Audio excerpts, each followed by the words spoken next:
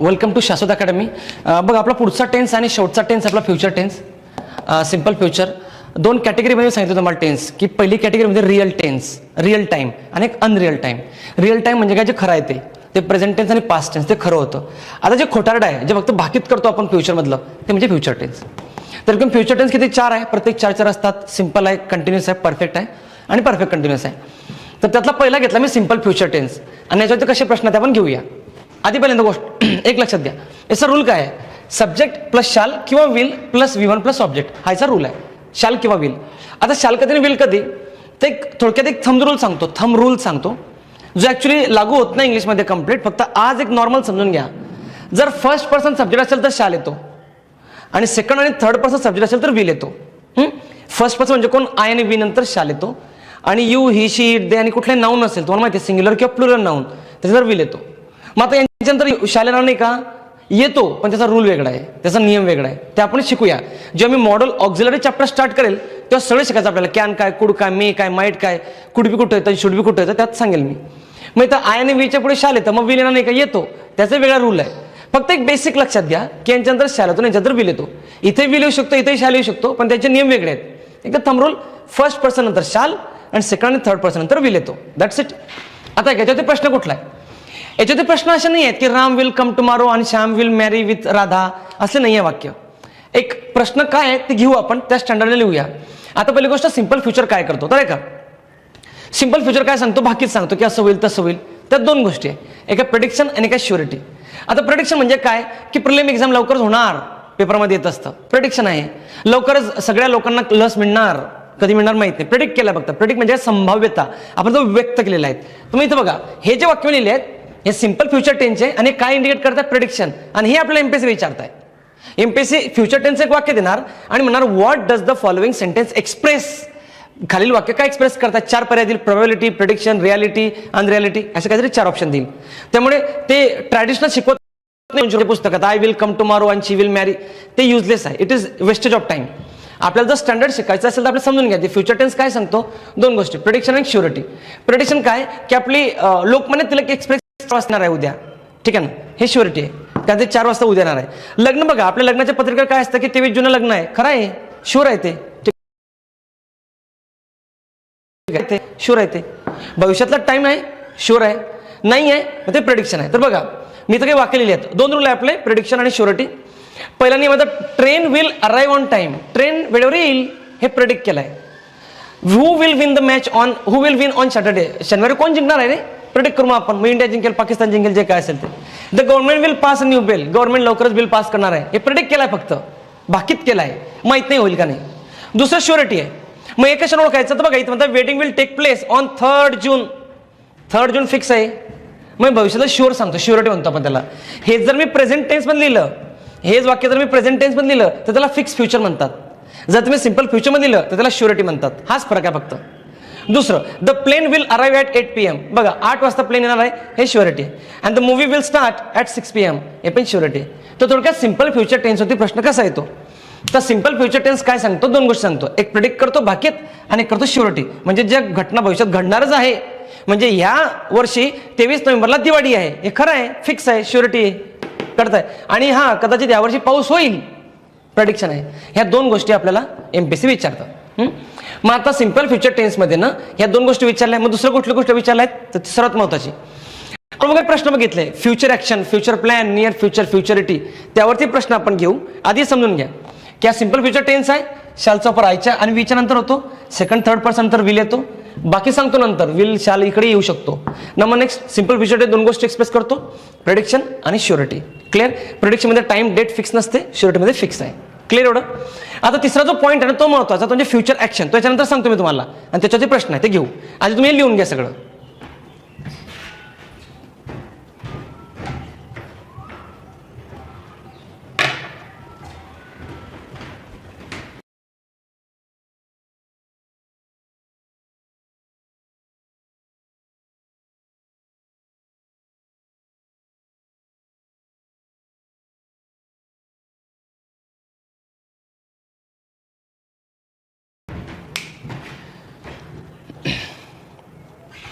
बघा आता महत्त्वाचा मुद्दा आहे सिम्पल फ्युचर टेन्सचा. आता सिंपल फ्युचर टेन्स मध्ये शाल आणि विल असं काही येत नाही वाक्य. ते शाल आणि विलचे जे प्रश्न असतात ते मॉडल ऑक्झिलरी म्हणून येत असतात. सिंपल फ्युचरमध्ये कसा प्रश्न आलाय? सिंपल फ्युचरचे 2 रूल आपण बघितले, श्युरिटी आणि प्रिडिक्शन. तिसरा रूल खूप महत्त्वाचा आहे. राजेश 16ला आपण घेतला, त्याला असिस्टंट 16ला घेतला, त्यानंतर आता 17ला घेतला असिस्टंटला. बघा आता काय येतं, प्रश्न काय येतो ते सांगतो. एक प्रश्न येतो की खालीलपैकी कुठल्या वाक्यामध्ये फ्युचर टेन्स एक्सप्रेस केला, फ्युचर टेन्स एक्सप्रेस, किंवा शब्द काय पडतो तो फ्युचर प्लॅन आहे, फ्युचर टेन्स एक्सप्रेशन आहे, फ्युचरिटी आहे, फ्युचर वॉट एव्हर काही असतं. आता एक लक्षात घ्या, हे futurity, future plan, future tense expression कुठे कुठे असतं.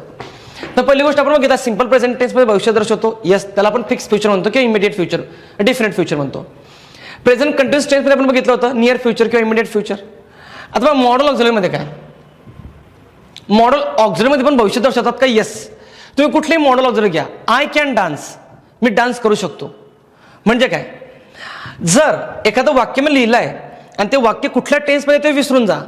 जर त्या वाक्यात ती क्रिया व्हायची बाकी आहे, जर त्या वाक्यात ती क्रिया व्हायची बाकी असेल तर ती क्रिया फ्युचर टेन्स एक्सप्रेशनमध्ये जाते. टेन्स तोच राहील, simple present tense, present continuous tense, जो काय टेन्स तोच राहील, पण त्यातली क्रिया अजून व्हायची बाकी आहे, मग त्याला म्हणतात फ्युचर टेन्स एक्सप्रेशन, म्हणजे त्यातली क्रिया बाकी व्हायची. मग I can dance, me dance करू शकतो, पण मी केला नाही ना अजून, म्हणजे होऊ शकते क्रिया. मग जरी हे मॉडल ऑक्झिलरीचे वाक्य असले तरी याच्यामध्ये सिंपल फ्युचर टेन्स दडलाय. क्लिअर. आय मे पास, मी कदाचित पास होऊ शकतो, भविष्य आहे. यू शुड पास, तुम्ही पास व्हायला पाहिजे, भविष्य आहे. वी वुड पास, आपण पास होऊ, हे भविष्य आहे. म्हणजे ज्या क्रिया भविष्यात होणार आहे त्याला म्हणतात फ्युचर टेन्स एक्सप्रेशन. जरी तो टेन्स वेगळा असला तरी त्याच्यामध्ये फ्युचर टेन्स एक्सप्रेस केलेला असतो. ते एमपीएससी विचारतात आपल्याला.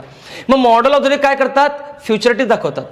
मग आता फ्युचर एक्सप्रेशन काही वर्ड्स असतात ते पण फ्युचर सांगतात, जसं soon, immediately, quickly, next, next, last, sorry last नाही नेक्स्ट आहे, this, this Monday, next Friday. हे जे शब्दांना सून असेल, इथं इमिडिएटली असेल, अपकमिंग, हे सगळे शब्द फ्युचर एक्सप्रेसिव्ह वर्ड्स आहेत, ते भविष्य सांगतात. पुढचं बघा, इम्परेटिव्ह सेंटेन्स. याच्यावरती राज्याच्या 16, 17, 18, 19 दरवर्षी प्रश्न आहे. आपण घेऊ याला. आता इम्परेटिव्ह सेंटेन्स काय, ते भविष्य कसं दाखवतं हे शिकावं लागेल, हे सांगतो नंतर. थोडक्यात काय, हे जे 5 पॉईंट आहेत, ह्या 5 पॉईंटमध्ये फ्युचर टेन्स एक्सप्रेस केला जातो. कसा, एसटीएत 14चं वाक्य लिहिलं मी इथं, एसटीएत 2014चा प्रश्न आहे हा. असे एबीसीडी 4 वाक्य दिले आहेत आणि त्याने काय म्हटलंय, वाक्य खूप मोठं होतं, which one of the following sentence or sentences express future tense expression. हा प्रश्न मी खाली लिहिलाय, कुठल्या वाक्यामध्ये फ्युचर टेन्स एक्सप्रेस केला आहे, खालीलपैकी कुठल्या वाक्यामध्ये. हे 4 वाक्य दिले आहेत. आता तुम्हाला जेव्हा असा प्रश्न येईल की फ्युचर टेन्स एक्सप्रेस कशात केलाय, जसा आला एसटीएत 14ला, तर तुम्हाला काय करायचं आहे, टेन्स नाही बघायचा फ्युचर टेन्स, तो शालविल नाही देणार, तुम्हाला फक्त हे बघायचं आहे, यातली क्रिया संपली का, संपली असेल तर फ्युचरमध्ये नाही आहे, यातली क्रिया संपली का नाही, हे होणार आहे बरं अजून भविष्यामध्ये, हा फ्युचर टेन्स एक्सप्रेस आहे. ज्या क्रिया व्हायच्या आहे फ्युचर टेन्स एक्सप्रेशन, ज्या क्रिया होऊन गेल्या त्या फ्युचरमध्ये नाही येणार. मग आता पहिलं वाक्य वाचू आपण, you must take care of your studies, तू तुझ्या अभ्यासाची काळजी घेतली पाहिजे बाबा. मग त्याच्यात मस्ट आहे का, मस्ट, मग हे मॉडल ऑक्झिलरी आहे, हे शिकायचं चॅप्टर आपल्याला, you must take care of your studies. मग मस्ट आहे तर मॉडल ऑक्झिलरी आहे, हे बघा मी इथं मॉडल ऑक्झिलरी लिहिलंय. मग तो तू तुझ्या अभ्यासाची काळजी घेतली पाहिजे, मग कधी येईल तो, इथून पुढे येईल ना, म्हणजे क्रिया व्हायची बाकी आहे, म्हणजे फ्युचर टेन्स एक्सप्रेशन आहे. दुसरं, the sample is being sent to detail examination. Sent, आता बघा, the sample is being sent, passive voice आहे, तुम्हाला माहिती असेल बेसिक मध्ये सांगितलं, बिंग प्लस V3, ॲमेझर बिंग प्लस V3, नेलं जात आहे, केलं जात आहे. The sample is being sent to detail examination. एक सॅम्पल आहे, सॅम्पल म्हणजे ब्लड सॅम्पल, बॉडीचं पीसचं सॅम्पल, डिटेल एक्झामिनेशनसाठी नेलं जात आहे. म्हणजे the sample is being Saint, सॅम्पलला पाठवलं जात आहे कशासाठी, डिटेल एक्झामिनेशनसाठी, पुढच्या डिटेल एक्झामिनेशनसाठी. मग गेलाय का अजून नाही, चाललं आहे, भविष्यात क्रिया आहे, हे पण येईल. तिसरं, he lives for the UK this winter, तो ह्या हिवाळ्यामध्ये युकेला जाणार आहे, गेलाय का अजून नाही, जायचं बाकी आहे. तिसरं वाक्य फ्युचर आहे, म्हणजे टेन्स प्रेझेंट टेन्स आहे, टेन्स प्रेझेंट कंटिन्युअस आहे, पण याच्यामध्ये क्रिया व्हायची बाकी आहे, म्हणून फ्युचर टेन्स एक्सप्रेस आहे याच्यात. पुढचं वाक्य, I meet them at hotel and we start off immediately. बघा, मी त्यांना हॉटेलला भेटतो, प्रेझेंट टेन्स आहे, we meet them at hotel and we start off immediately, आम्ही लगेच निघू. मग तिथून मी त्यांना भेटतो हॉटेलला आणि आम्ही लगेच निघू, इमिडिएटली कळलं का, इमिडिएटली, क्विकली, सून, अपकमिंग, नेक्स्ट, हे भविष्य दर्शना शब्द आहे, मग हे पण भविष्य आहे. म्हणजे 4ही वाक्य, हे बघा 4, ACD, BCD, BD, हे उत्तरामध्ये 4 भविष्य दर्शवत आहेत 4ही वाक्य. करता येत का, म्हणजे सिंपल फ्युचर टेन्सवरती असा प्रश्न येतो, हे मला सांगायचं होतं. आणि याच्यावरती कुठले प्रश्न आले आपण घेऊया, मी तुम्हाला घेतो क्वेश्चन, ठीक आहे. हे मॉडल ऑक्झिलरीचं वाक्य आहे, भविष्य दर्शवत आहे, हे पॅसिव्हचं वाक्य प्रेझेंट कंटिन्यूचं भविष्य दर्शवत आहे, प्रेझेंट टेन्सचं वाक्य भविष्य. मग हे पाठ करायचं का नाही, पाठ काहीच करू नका, कुठलंच पाठांतर करू नका, शॉर्टकट काही शॉर्टकट नाही इथं, concept clarity is more important. म्हणजे काय, वाक्य वाचायचं, क्रिया व्हायची बाकी आहे, भविष्य आहे, क्रिया संपली आहे, भविष्य नाही आहे, दॅट्स इट. क्लिअर. तर सिंपल फ्युचर टेन्सच्या खाली प्रश्न असे येतात. मग आता आपण काय करूया, एक एक शिकूया. सिंपल प्रेझेंट टेन्स घेतो आधी, याचे वाक्य घेऊ, याच्यावरचा प्रश्न घेऊ. प्रेझेंट कंटिन्युअस, याचे वाक्य, याच्यावरचा प्रश्न. Same thing, move on. Clear एवढं. ठीक आहे. तर थोडक्यात फ्युचर टेन्स कशात असतो, ह्या 5 गोष्टीमध्ये येतो. आणि प्रश्न स्वरूप कसं आहे, हे असं प्रश्न स्वरूप आहे. क्लिअर. तर तुम्ही फक्त हे लिहून घ्या, मग आपण 1 बाय 1 स्टार्ट करू. क्लिअर.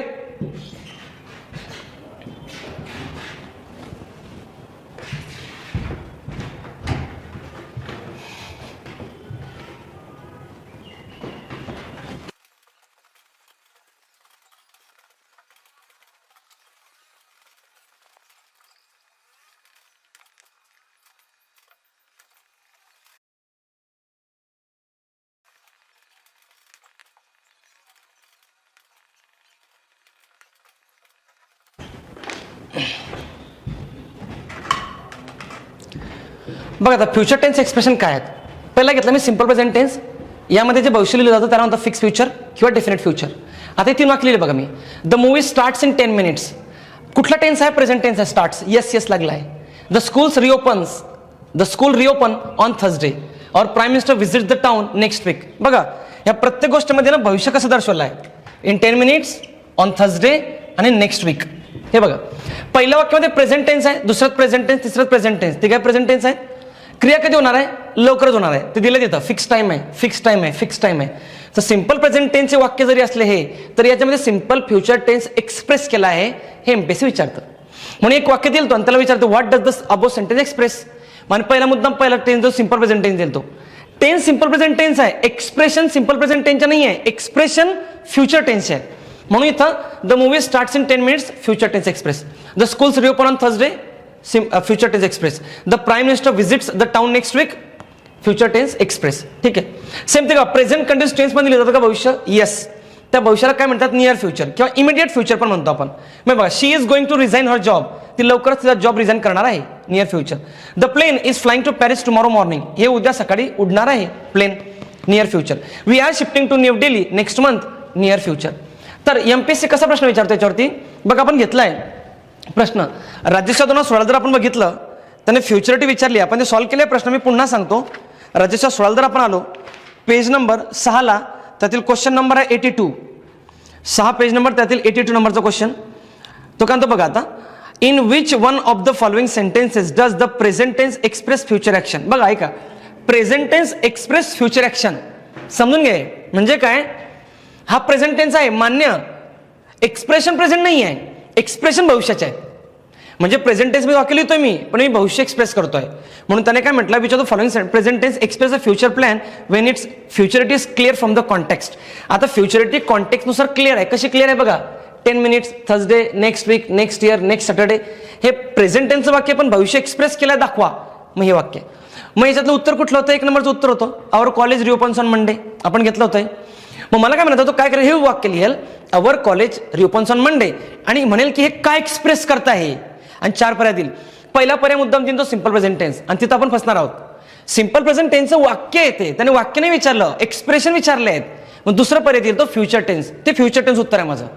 म्हणजे टेन्स आहे प्रेझेंट, एक्सप्रेशन फ्युचरचे आहेत. कळलंय बघा. सेम थिंग प्रेझेंट कंटिन्यूअस वरती प्रश्न कसा विचारला एमपीएससीने. आपण जर असिस्टंट 16 आलो, असिस्टंट 2016 प्रश्न आहे त्याने बघा, इंटरेस्टिंग प्रश्न होता तो, आपण सॉल्व्ह केला आहे तो ऑलरेडी. 130 पेजला आहे, 130 पेज त्यातील 61 नंबरचा क्वेश्चन. 130 पेज त्यातील 61. Identify the tense form and the time express in the following sentence. आता ऐका, 2 प्रश्न होते, टेन्स ओळखा आणि टाइम एक्सप्रेस. बघा टाइम एक्सप्रेस मी वारंवार शब्द वापरतो, एक्सप्रेशन एक्सप्रेशन. टाइम म्हणजे काय, 3 प्रकारचे टाइम असतात, प्रेझेंट टाइम, पास्ट टाइम आणि फ्युचर टाइम.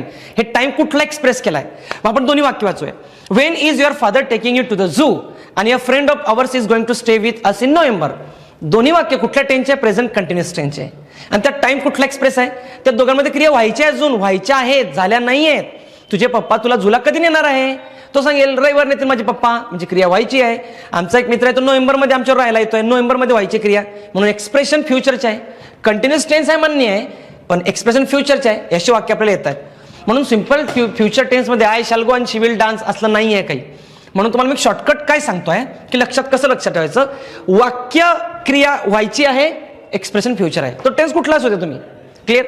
म्हणून प्रेझेंट टेन्समध्ये भविष्य आहे आणि प्रेझेंट कंटिन्युअस टेन्समध्ये पण भविष्य आहे. हे दोन्ही वाक्य लिहून घ्यायचे तुम्ही ॲज इट इज. मग तिसरा रूल मी लिहितो याच्यानंतर. ठीक आहे, लिहून घ्या ॲज इट इज.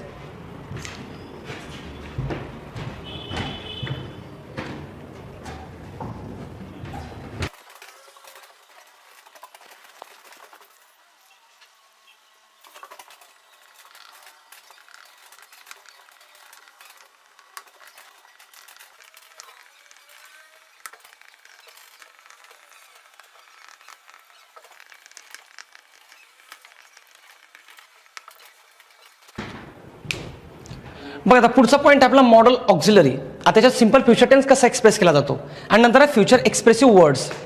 आधी मॉडल ऑक्झिलरी घेऊ. बघा can, could, may, might, shall, should, will, would व्यवस्थित समजून घ्या. आहे शॅल आणि विल बाहेर काढा. शॅल आणि विल सिंपल फ्युचरमध्ये येतात.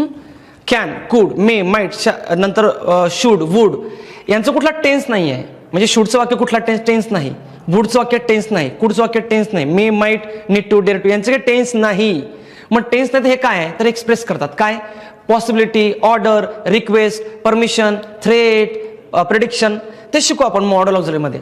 आता एक लक्षात घ्या, मी मॉडल ऑक्झिलरी 4 वाक्य लिहिले आहेत. या वाक्यामध्ये हे मेचं वाक्य पहिलं, दुसरं शूडचं वाक्य आहे, तिसरं मस्ट आहे आणि चौथं कुडचं आहे. आता जर तुम्ही सगळे वाक्य वाचा 1 मिनिट वाटल्यास पॉज करून व्हिडिओ आणि स्वतःला विचारा की ह्या क्रिया संपल्या आहेत का बाकी आहेत. म्हणजे तुम्हाला कळेल की मॉडल ऑक्झिलरीमध्ये भविष्य असतं का नाही. म्हणजे कसं, it may rain tonight, आज रात्री कदाचित पाऊस पडू शकतो, म्हणजे क्रिया व्हायची बाकी आहे. You should finish the work before you leave, तू जाण्याच्या आधी हे काम पूर्ण केलं पाहिजे, म्हणजे क्रिया बाकी आहे. You must take care of your health, तू तुझ्या शरीराची तुझ्या तब्येतीची काळजी घेतली पाहिजे, क्रिया बाकी आहे.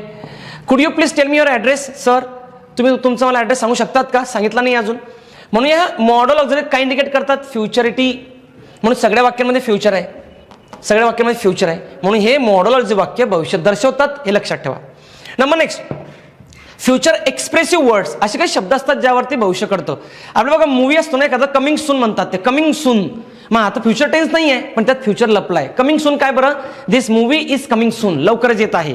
मग टेन्स तो कंटिन्युअस आहे पण त्यात भविष्य आहे. मग हे शब्द कुठले बघा, सून, लेटर. हा लॅटर नाही, लॅटर तो सायलेंट आहे आर याच्यामध्ये. ते सायलेंट वगैरे काय असतं ते फोनोलॉजी बघू एखादं व्हिडिओ बनवून मी त्याच्यावरती. Soon, later, after, immediately, next, this आणि अपकमिंग. धिस काय, this Monday, this Diwali, this Christmas, this Saturday, this July, this birthday म्हणजे येणारा. मग आता याच्यावरती वाक्य कसे, पहिलं वाक्य बघा, I see you later. I see you later, मी भेटतो तुला नंतर. सी यू म्हणजे बघतो तुला नाही. सी यू म्हणजे आपण सी यू आपल्या टाटा बाय बाय. सी यू म्हणजे भेटू लवकर, भेटूया असं म्हणतात. So I see you later, मी तुम्हाला नंतर भेटतो. I meet them this week, मी त्यांना ह्या हप्त्यात भेटणार आहे. म्हणजे धिस वीक म्हणजे यायचं अजून आहे. माय बुक इज गेटिंग पब्लिश सून, माझं पुस्तक लवकरच येत आहे. माय बुक इज गेटिंग पब्लिश सून, माझं पुस्तक लवकरच येत आहे. सगळे भविष्य आहेत. म्हणून हे शब्द असलेले वाक्य भविष्य दर्शवतात, मॉडल जरी वाक्य असलेले भविष्य दर्शवतात. मग आपल्याला हे सगळे वाक्य येतात 4, 1, 2, 3, 4 सांगा कुठलं कुठलं भविष्य दर्शवतात बघायचं. मग मॉडल आहे भविष्य, हे शब्द आहेत हे भविष्य. क्लिअर, हे लिहून घ्या. यातला शेवटचा पॉईंट आहे इम्परेटिव्ह सेंटेन्स, ते घेऊ आपण. आधी तुम्ही लिहून घ्या.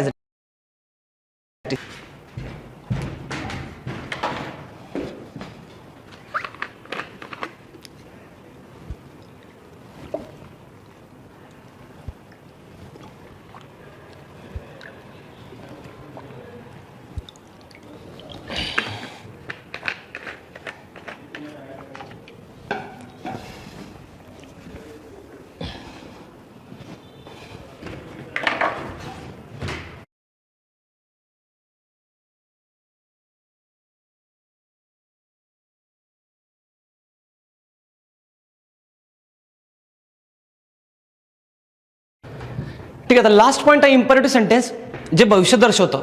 आधी इम्परेटिव्ह सेंटेन्स काय ते डिटेल शिकून घ्या. राज्यशास्त्र 16 ते 19 प्रश्न आहे, कंबाईन 2018 प्रश्न आहे. आता इम्परेटिव्ह सेंटेन्स काय, इम्परेटिव्ह आज्ञार्थी वाक्य त्याला मराठी म्हणतो आपण. आता आज्ञार्थी काय बरं, व्यवस्थित आहे का. आपण बेसिकमध्ये काय शिकलो की वाक्य सुरुवात कशी नव्हते, सब्जेक्ट नव्हती, बरोबर. Subject plus verb plus object हे शिकलो आपण. प्रत्येक लक्षात घ्या, जे subject plus verb plus object सुरुवात होतं ना त्याला होतं आपण ॲसर्टिव्ह सेंटेन्स. ॲसर्टिव्ह, ॲसर्शन म्हणजे विधान वाक्य. इंग्रजीमध्ये ना 4 प्रकारचे वाक्य असतात, ते आपण शिकणार आहोत 1 बाय 1. एक असतं ॲसर्टिव्ह सेंटेन्स, ते असं आहे. दुसरं असतं इम्परेटिव्ह सेंटेन्स, ते शिकूया आता आपण. तिसरं असतं इंट्रोगेटिव्ह म्हणजे प्रश्नवालं, जे आपण शिकलोय बघा, सपोर्टिव्ह ऑफ सब्जेक्टच्या आधी असतो इंट्रोगेटिव्ह सेंटेन्स.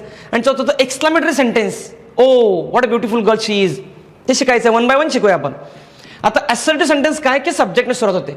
इम्परेटिव्ह काय की ज्याची V1 ने सुरुवात होते. V1 बघा, V1 ने, मी काय म्हणतो V1 ने, ज्या वाक्याची सुरुवात वर्ब 1 ने होते, वर्ब 1 म्हणजे V1, त्याला म्हणतो आपण इम्परेटिव्ह सेंटेन्स. मग हे काय बरं V1 नेच का, V2 नाही चालणार, V3 नाही, अजिबात नाही, फक्त V1च पाहिजे. V1 सुरुवातीला पाहिजे. कसं बरं, मग मी लिहितो टेक केअर, टेक केअर, इथे वाक्य लिहितो टेक केअर, हा तर टेक V1 आहे. ठीक आहे. मी दुसरं वाक्य लिहितो study English properly, study English properly, हा स्टडी V1 आहे. गो देअर, हा गो V1 आहे. ठीक आहे. त्यानंतर मी सांगतो स्टँड अप, हा स्टँड V1 आहे. ठीक आहे. मी असं bring, bring those papers to me, ते पेपर इकडे आण, दोज पेपर्स, हा ब्रिंग V1 आहे. टेक V1 आहे. त्यानंतर स्टडी V1 आहे आणि गो V1 आहे. हे सगळे V1 ने सुरुवात होणाऱ्या वाक्यांची जी सुरुवात असते त्याला आपण इम्परेटिव्ह सेंटेन्स म्हणतो. V1 वाक्यात असते नाही, V1 ने सुरुवात पाहिजे, सुरुवात, टेक, ब्रिंग, स्टँड, स्टडी, गो, सुरुवात पाहिजे. हा, ज्या वाक्याची सुरुवात V1 ने होते, वर्ब 1 ने होते, त्याला आपण इम्परेटिव्ह सेंटेन्स म्हणतो. आता आहे का स्टडी काय बरं, इंग्लिश. आता हे इंग्लिश ऑब्जेक्ट आहे, हे खोडलं मी, ऑब्जेक्ट आहे हे. त्यानंतर देअर हे ऑब्जेक्ट आहे, हे खोडलं मी, हे मी खोडलं. आता पुन्हा इथं स्टँड अप हे ऑब्जेक्ट खोडलं मी, ऑब्जेक्ट आहे हे. त्यानंतर इथं काय ब्रिंग दोज पेपर्स, हा ऑब्जेक्ट होता, हा खोडला मी. टेक केअर मी खोडलंय सगळं. आता फक्त V1 राहिले बघा फळ्यावरती, टेक, ब्रिंग, स्टँड, गो, स्टडी. आता ऐका, जरी हे V1 आहे आणि फुलस्टॉप आहे, हे कंप्लीट वाक्य आहे, व्यवस्थित आहे का, कंप्लीट वाक्य आहे. आता हे काय बरं, स्टडी, गो, तरी बघा फक्त V1 कंप्लीट सेंटेन्स आहे. सेंटेन्स म्हणजे काय मी बेसिकमध्ये सांगितलं होतं, जेव्हा वाक्यामध्ये मेन वर्ब असतो, मेन वर्ब, त्याला आपण वाक्य म्हणतो. मग हा मेन वर्ब आहे. आणि ज्या वाक्यात मेन वर्ब नाही ते वाक्य नाही. मग ते काय असते, फ्रेज असेल, ती इडियम असेल, ती प्रिपोजिशनल फ्रेज असेल, ऍडवर्ब असेल, ऍडजेक्टिव्ह असेल, दुसरं काही असेल, ते सेंटेन्स तेव्हाच होतं जेव्हा त्यात वर्ब आहे. आणि फक्त V1 हे कंप्लीट वाक्य आहे, त्याला म्हणतात इम्परेटिव्ह सेंटेन्स. फक्त V1, V2 नाही चालणार. तुम्ही तर V2 लिहिणार म्हणणार हे वाक्य का नाही, V3 पण नाही चालणार आणि V4 पण नाही चालणार, फक्त V1. मग आता स्टँड, ब्रिंग, टेक, गो, सिट, स्लीप, रन, लुक, लिसन, हे सगळे वाक्य आहेत, सगळे वर्ब आहे V1 आणि इम्परेटिव्ह. आता अशा कसे बरं, याच्यात काय कळेल तुम्हाला वाक्य, तर हे बघा, इम्परेटिव्ह सेंटेन्स म्हणजे काय, एक व्यक्ती समोरच्याला बोलतो आणि त्या समोरच्याला बोलत असताना त्याचं नाव घ्यायची त्याला गरज नाही आहे. आता मी जर माझ्या समोर जर एक व्यक्ती बसला, इथं हा राहुल नावाचा व्यक्ती आहे, अजय नावाचा व्यक्ती आहे, तर मी काय म्हणणार, पुस्तक दे, उठ, बैस खाली, ते बटन चालू कर. आता मला काय म्हणायचं आहे, मला त्याला कामं सांगायची, त्याला ऑर्डर द्यायची ना मला. ठीक आहे. तर मी त्याचं नाव नाही घेणार, कारण तो माझ्या समोरच आहे ना. मी प्रत्येक अजय पेन दे, अजय पाणी दे, अजय इकडे, अजय, गरज नाही आहे सांगायची, तो समोर आहे हे गृहीत धरलं तर त्याला म्हणतात इम्परेटिव्ह सेंटेन्स. म्हणजे मी तुम्हाला म्हणणार, तुम्ही समोर आहे माझ्या, just imagine you are in front of me नाव, I will have to give you some command, order or whatever the things that I would like to wish. Then what I will say, open the page number 94.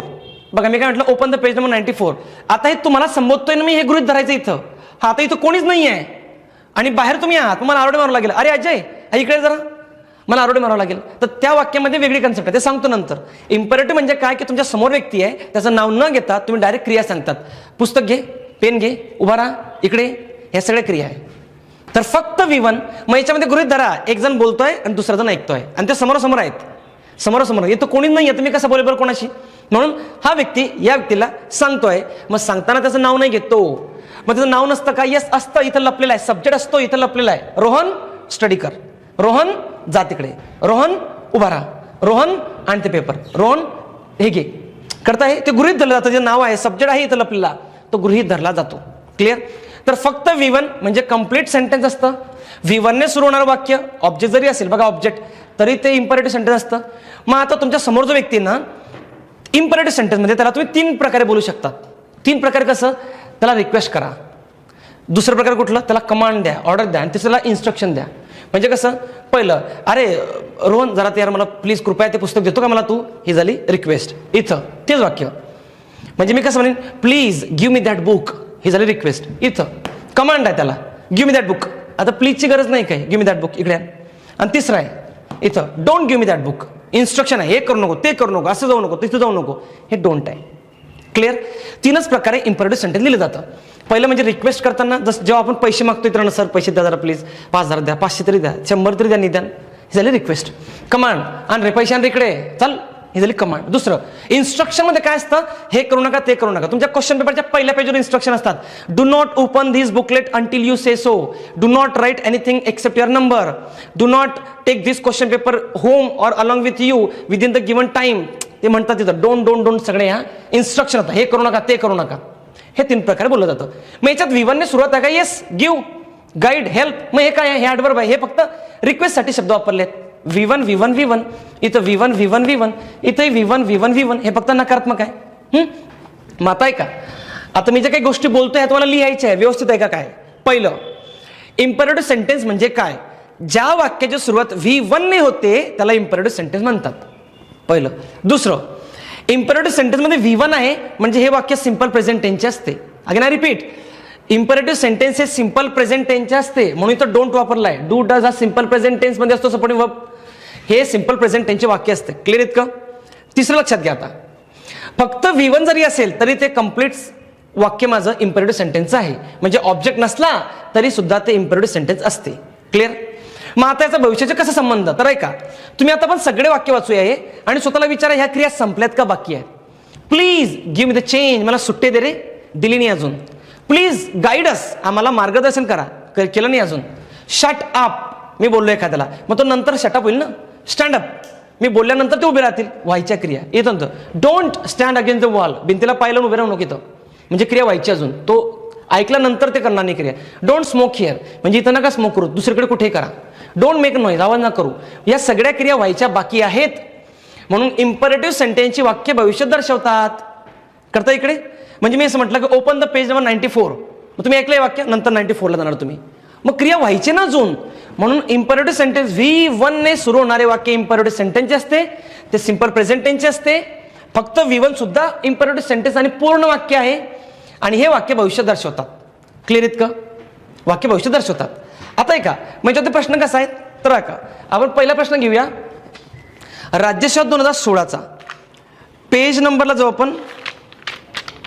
राज्यसेवा 2016 page number 5, त्यातील question number 73.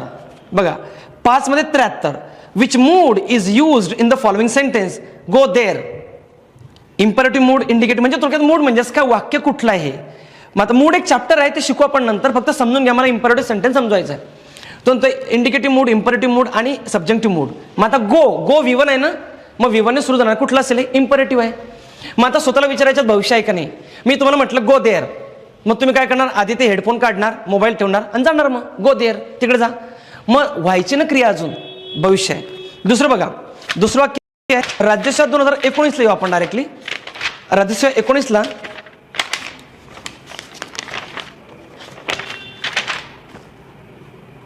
Page number 35 मध्ये 52, 35 page number, त्यातील 52, 52. Take care of your health, which mood is express in the following sentence. Take care of your health. आता बघा याच्यामध्ये take म्हणजे V1 आहे, तो तुझ्या तब्येतीची तू काळजी घेतली पाहिजे, तो V1 आहे. मला सांगतो जर V1 आहे तर मग कुठला येईल, तो इम्पेरेटिव्ह मूड येईल तो. क्लिअर. V1 ने सुरू होणार आहे. मग आता बघा पुढचं वाक्य आहे टॅक्स असिस्टंट 2016. टॅक्स 2016ला बघा फक्त एकच शब्द आहे त्यामध्ये, तुम्हाला दिसेल तो. क्वेश्चन नंबर आहे, पेज नंबर सांगतो आधी.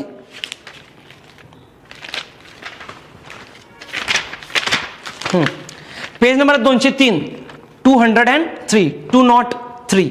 त्यातील क्वेश्चन नंबर आहे 70. Identify the mood, speak. फक्त स्पीक दिलाय त्याने, V1 फक्त स्पीक. काय असेल मग आहे, इम्पेरेटिव्ह आहे, मग फक्त V1 वाक्य आहे का, येस. राजस्व PSI पुन्हा 13लाच पुन्हा जुन्या काळातला शब्द आहे. टर्न नंतर एक आहे स्पीक, सेम थिंग कॉपी आहे. स्पीक आहे नुसार टर्न आणि फुल स्टॉप आहे, करेक्ट आहे का वाक्य, येस. Imperative sentence. क्लिअर एवढं, ठीक आहे. तर ऐका, मी पुन्हा अजून रिपीट करतो. एक V1 ने सुरू होणार वाक्य इम्पेरेटिव्ह सेंटेन्स, फक्त V1 कंप्लीट वाक्य इम्पेरेटिव्ह सेंटेन्स. 3 इम्पेरेटिव्ह सेंटेन्स हे प्रेझेंट टेन्स असतं. आणि 4 इम्पेरेटिव्ह सेंटेन्स मध्ये 3 वाक्य असतात, रिक्वेस्ट, कमांड, इन्स्ट्रक्शन. आणि 5 अजून, ही वाक्य भविष्यात दर्शवतात का, तर होय, ह्या क्रिया बाकी असतात. क्लिअर. आता तुम्ही एवढं लिहून घ्या. यानंतर अजून एक काहीतरी रूल आहे, तो सांगतो मी इम्पेरेटिव्हचा. लिहून घ्या सगळं.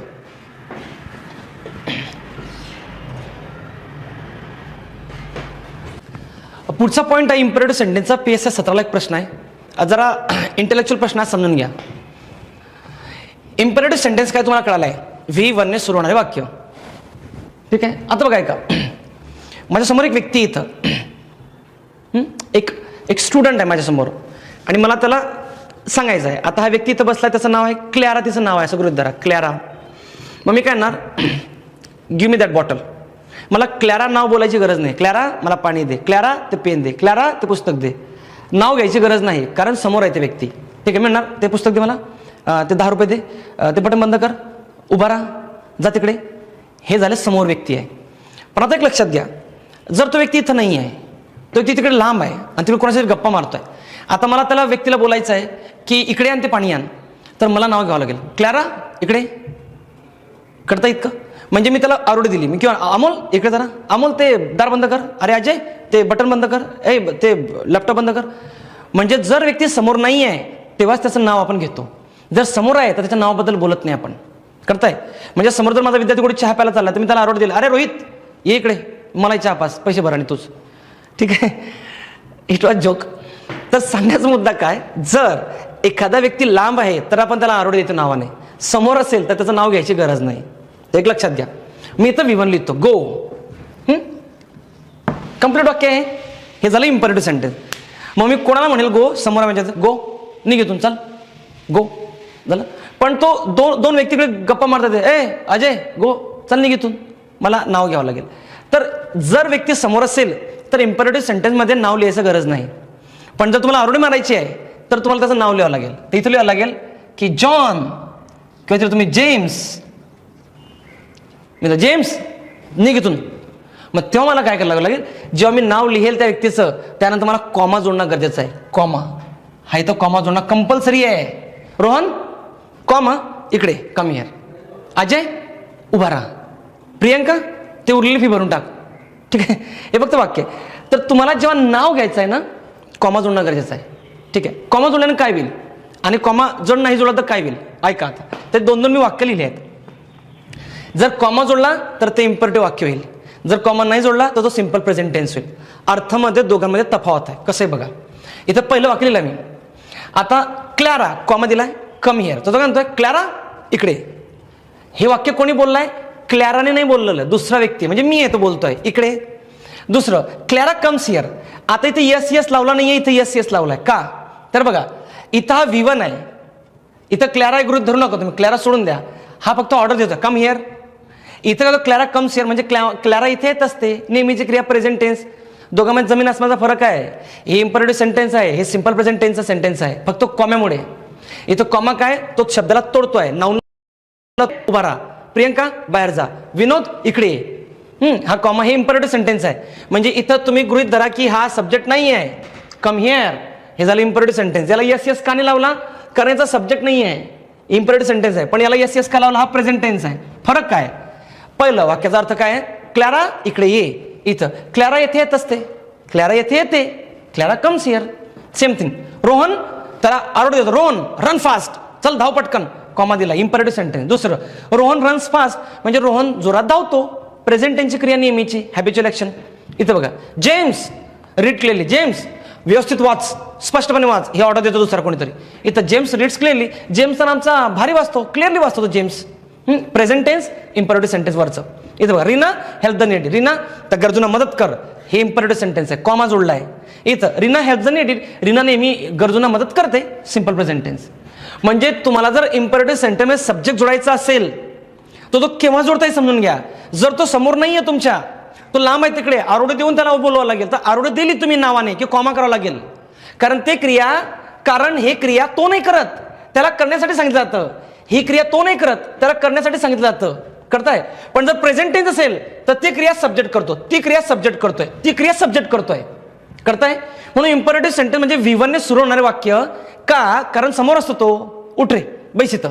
पण जो तर लांब असेल तर त्याचं नाव आरोडी मारावं लागेल त्याला, पण ते नाव घेतलं की कॉमा येतो, कॉमा. करताय. आणि कॉमा नाही लिहिला तर मग गडबड होईल.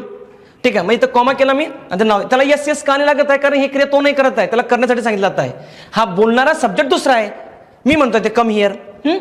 तर जर इम्परेटिव्ह सेंटेन्समध्ये जर तुम्ही सब्जेक्ट जोडला तर त्यानंतर कॉमा जोडणं कंपल्सरी आहे, आणि कॉमा नाही जोडला तर ते सिंपल प्रेझेंट टेन्स होतं. क्लिअर एवढं. ठीक आहे. मग आता याच्यावरती प्रश्न कसा बघूया.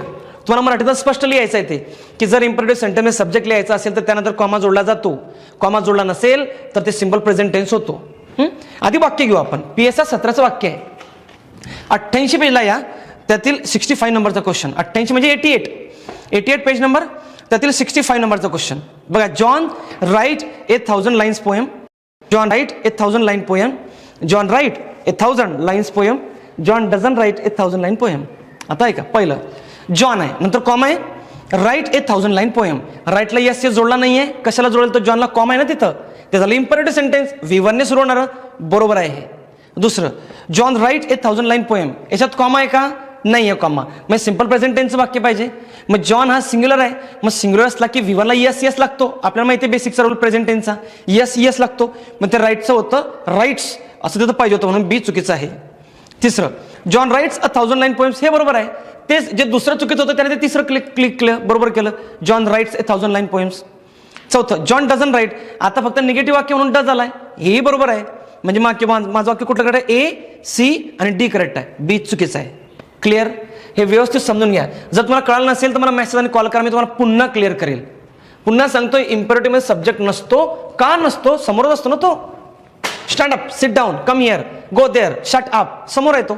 आता इथं कोणी नाही समोर, आणि मी कसं काय म्हणू शट अप कोणाला म्हणू मी? हां, जर तो लांब आहे मला आरोडे मारू लागेल, ए रोहन तो इकडे कम हिअर, आता काय येऊन शट अप करताय. पण त्याचं नाव लिहिलं की कॉमा येतो. कॉमा नाही लिहिलं तर काही हरकत नाही, ते इम्परेटिव्ह नाही होणार, ते सिंपल प्रेझेंट टेन्स होईल. मग त्याला यस लावावं लागेल. सिंग्युलर असेल तर, प्लुरल असेल तर काही गरज नाही. क्लिअर एवढं? तर इम्परेटिव्ह सेंटेन्सचा हा सब्जेक्ट विषय बोललो मी. हे सगळं लिहून घ्या. मग शेवटचा पॉईंट बघू आपण आपला इम्परेटिव्हचा. Write down.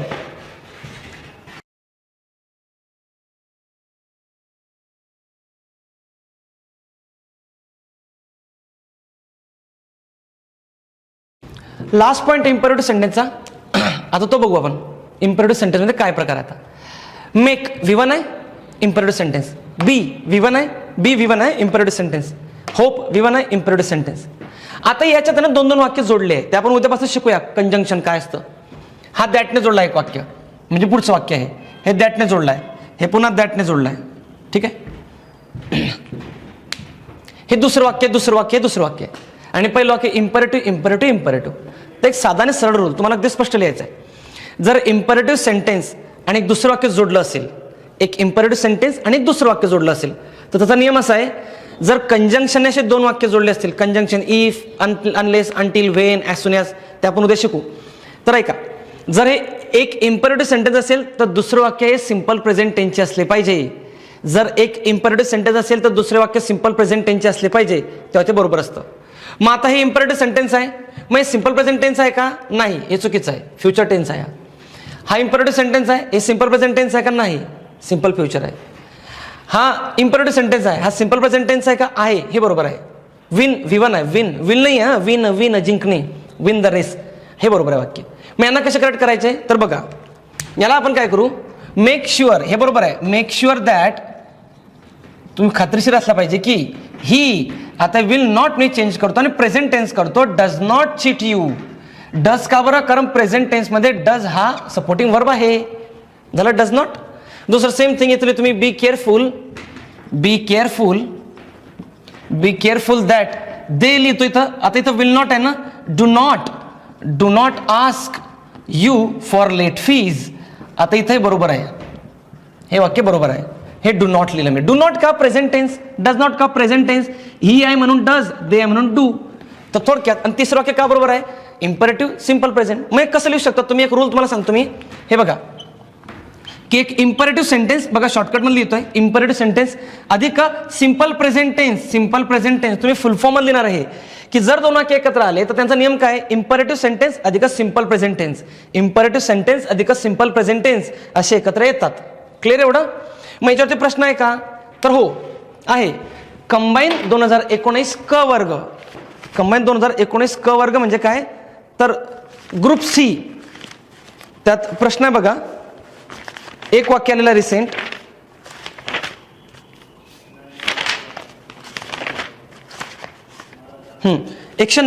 ला क्वेश्चन आहे. 190ला 77, 190 त्यातील 77, त्यातील फक्त सी वाक्य वाचू आपण. फक्त see. Take another sandwich if you are hungry. Take another sandwich if you are hungry. If नंतर दुसरं वाक्य आहे आणि इफच्या अलीकडे take another sandwich. Take V1 आहे, टेक V1 आहे, इम्परेटिव्ह सेंटेन्स आहे. टेक अनादर सँडविच हे झालं माझं इम्परेटिव्ह सेंटेन्स. आता इफ हा कंजंक्शन आहे. आता कंजंक्शनच्या पुढचं मला सिंपल प्रेझेंट टेन्स पाहिजे. मग इफ यू आर हंग्री याच्यातला आर हा V1 आहे, मेन वर्ब आहे, म्हणून ते सिंपल प्रेझेंट टेन्स येईल, म्हणून हे वाक्य बरोबर आहे. Clear. So take another sandwich if you are hungry, पहिला इम्परेटिव्ह सेंटेन्स, दुसरा सिंपल प्रेझेंट टेन्स आणि वाक्य बरोबर आहे. कसं बरं, त्यातला आर हा सपोर्टिंग वर्ब नाही, तो मेन वर्ब आहे आणि तो V1 आहे. हे जर कळत नसेल तर बेसिक लेक्चर पुन्हा बघा. ते 5 तास म्हणजे फक्त शो ऑफसाठी दिले नाही आपण, ते तुमच्यासाठी दिले. पुन्हा बघा ते आणि नंतर मग इथे या. ठीक आहे. पहिले 2 वाक्य ते उद्या घेऊ आपण, कारण ते कंडिशनचे वाक्य आहे. तो चॅप्टर घेतला की त्यात घेऊ. तो थोडक्यात एकदम शॉर्टकट. जर इम्परेटिव्ह सेंटेन्स बरोबर दुसरं वाक्य आलं तर ते दुसरं वाक्य सिंपल प्रेझेंट टेन्सचे पाहिजे, तेव्हाच ते जुळेल. क्लिअर. रिवाइज करू. सिंपल फ्युचर टेन्स संपलाय. सिंपल फ्युचर टेन्स काय रूल आहे, शाल विल प्लस V1. दुसरं त्यामध्ये काय काय दर्शवतो, एक प्रेडिक्शन, श्युरिटी आणि future tense expression. Prediction surety कळालंय. फ्युचर टेन्स एक्सप्रेशन काय काय येतं, सिंपल प्रेझेंट टेन्स येतो, कंटिन्युअस टेन्स येतो, मॉडल वगैरे येतात, ते शब्द येतात सून, आफ्टर, लेटर, इमिजिएटली आणि नंतर ते इम्परेटिव्ह सेंटेन्स, हे भविष्य दर्शवतात. मग आता इम्परेटिव्ह सेंटेन्स म्हणजे काय, V1 ने सुरू होणारे वाक्य इम्परेटिव्ह सेंटेन्स होय. 3 प्रकारचे असतात ते, रिक्वेस्ट, कमांड किंवा ऑर्डर आणि इन्स्ट्रक्शन. फक्त V1 जरी असेल फुल स्टॉप तरी ते वाक्य आहे. स्पीक, कम, सिट, स्टँड, सिंग, लिसन, सगळं वाक्य. त्याला सब्जेक्ट जोडू शकतो का, हो तुम्ही लिहू शकता त्या V1च्या सब्जेक्ट, पण कॉमा जोडायचा. कॉमा जोडल्यानंतरच ते इम्परेटिव्ह होईल. क्लिअर एवढं. जर इम्परेटिव्ह सेंटेन्स बरोबर दुसरं वाक्य आलं तर ते प्रेझेंट टेन्सच पाहिजे, आता चुकीचं ठरेल. क्लिअर. पुढच्या टेन्सला भेटू आपण, फ्युचर कंटिन्युअस टेन्स. हे लिहून घ्या सगळं तुम्ही.